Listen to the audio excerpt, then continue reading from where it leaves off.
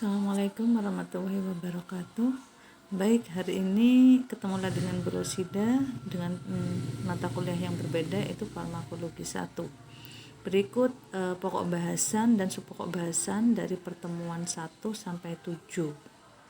Ya. Dimana hari ini kita akan membahas terkait dengan obat gangguan saluran pernafasan dengan subpokok bahasan obat tukak peptik dan antihiperasid.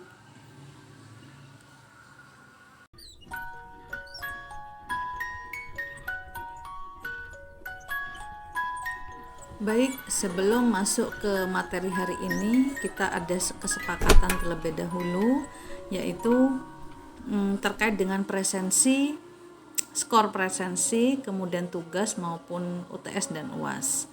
Untuk skor presensi dan tugas itu sama-sama skornya 10%, sedangkan untuk UTS dan UAS skornya juga sama, yaitu masing-masing 40%. Ya. Mungkin itu saja kesepakatan dari saya. Oh ya, untuk tugas bisa diupload di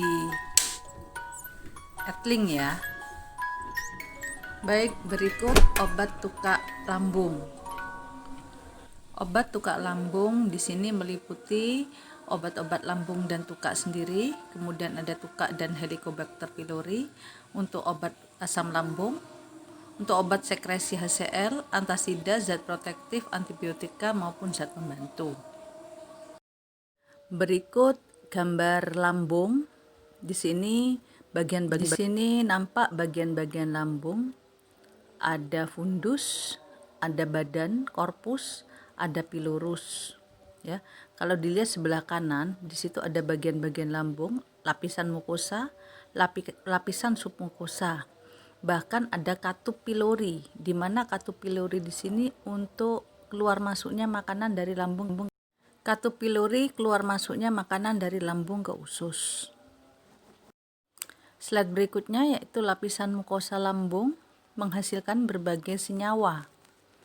Ada sel utama menghasilkan enzim pepsinogen, sel parietal melepaskan asam lambung dan hormon, dan sel G menghasilkan lendir, di mana semuanya membantu proses pencernaan dalam tubuh kita.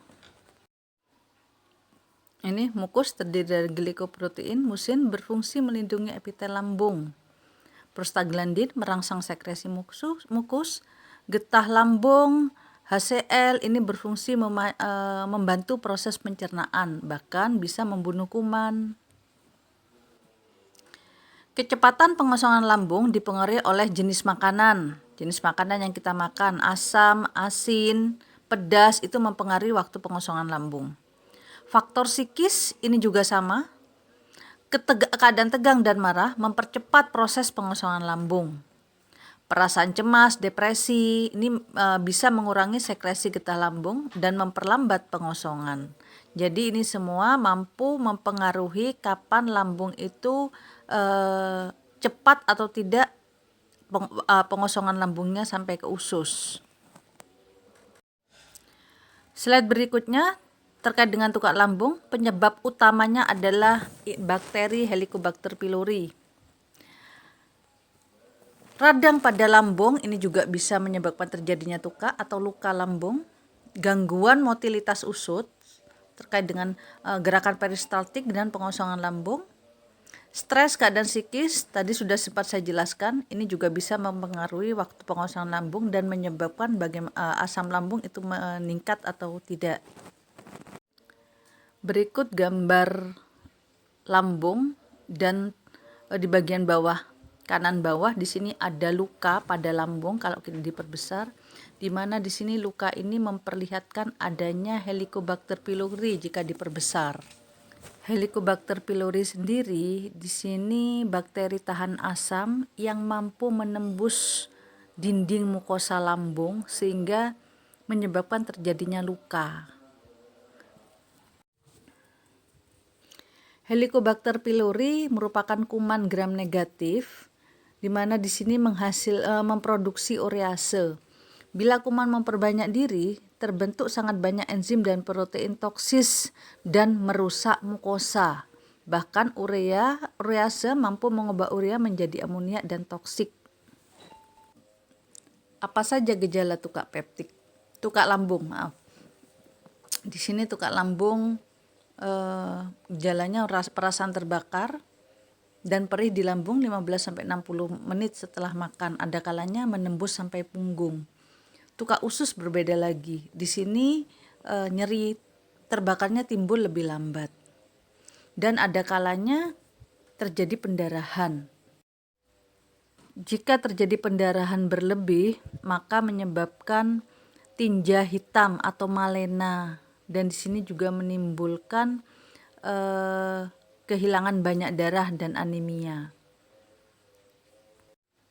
Bagaimana pengobatan untuk tukak lambung? Pengobatannya ada 3, yaitu dual terapi, triple terapi, dan jika masih belum berhasil ada quadruple terapi, di mana masing-masing obatnya sudah tercantum di sini. Untuk yang dual clarithromycin dan lansoprazol 14 hari.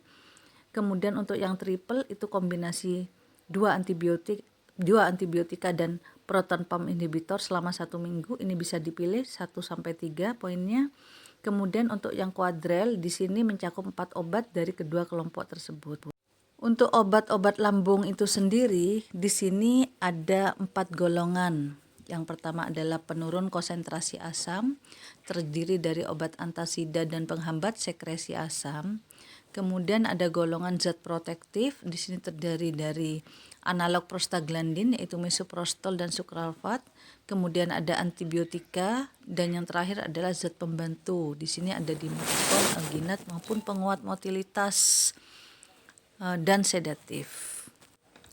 Obat penurun konsentrasi asam ada 2, yaitu antasida dan penurun sekresi asam. Antasida sendiri dibagi 2, antasida sistemik dan non sistemik. Saya kira kalian sudah paham itu obat antasida adalah dengan cara menetralkan asam lambung. Antasida sistemik itu natrium bikarbonat. Yang dikatakan sistemik bahwa natrium bikarbonat di sini mampu menembus pembuluh darah, sehingga natrium yang menembus itu bisa menyebabkan efek samping seperti alkalosis.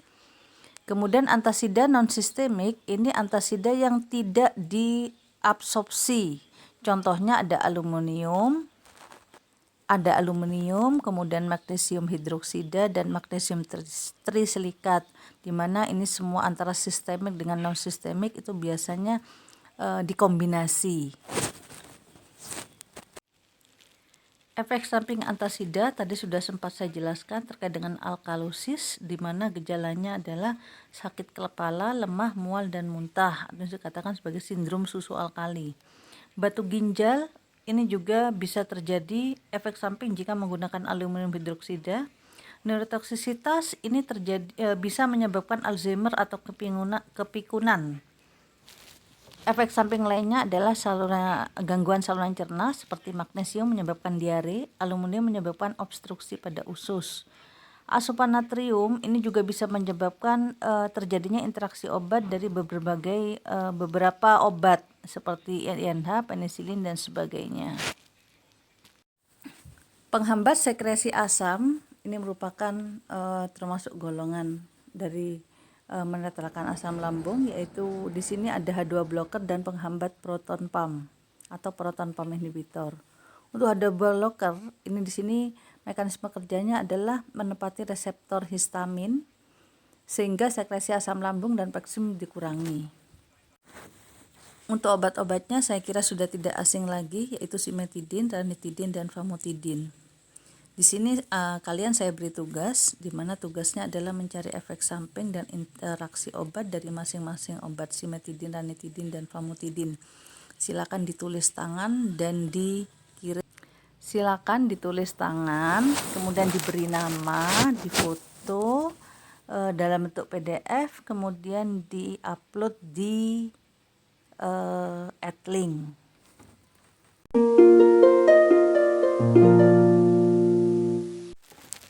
Penghambat sekresi asam lambung, di sini juga ada proton pump Inhibitor atau penghambat pompa proton dengan mekanisme kerja menghambat enzim H+, K+ ATPase secara selektif sehingga sekresi lambung dikurangi. Obatnya omeprazol dan lain. Obatnya omeprazol, esomeprazol, lansoprazol, pantoprazol, rabeprazol. Ya, akhiran ol, kecuali lo ya cotrimoxazol. Zat protektif di sini meliputi analog prostaglandin yaitu misoprostol, di mana di sini mekanisme kerjanya adalah perlindungan mukosa lambung dan menghambat sekresi asam lambung. Ingat, di sini misoprostol analog dengan prostaglandin di mana mampu menyebabkan perdarahan dan keguguran. Jadi hati-hati pada wanita hamil. Selanjutnya sukralfat. Di sini sukralfat tidak dapat diabsorpsi secara sistemik. Sukralfat tidak dapat diabsorpsi secara sistemik.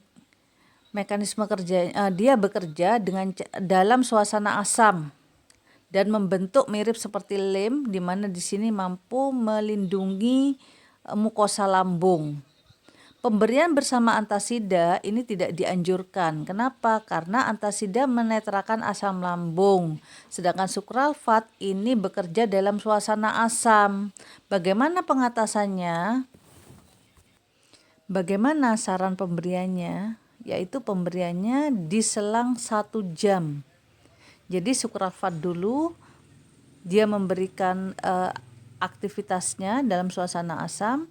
Selanjutnya setelah 1 jam diberikan antasida.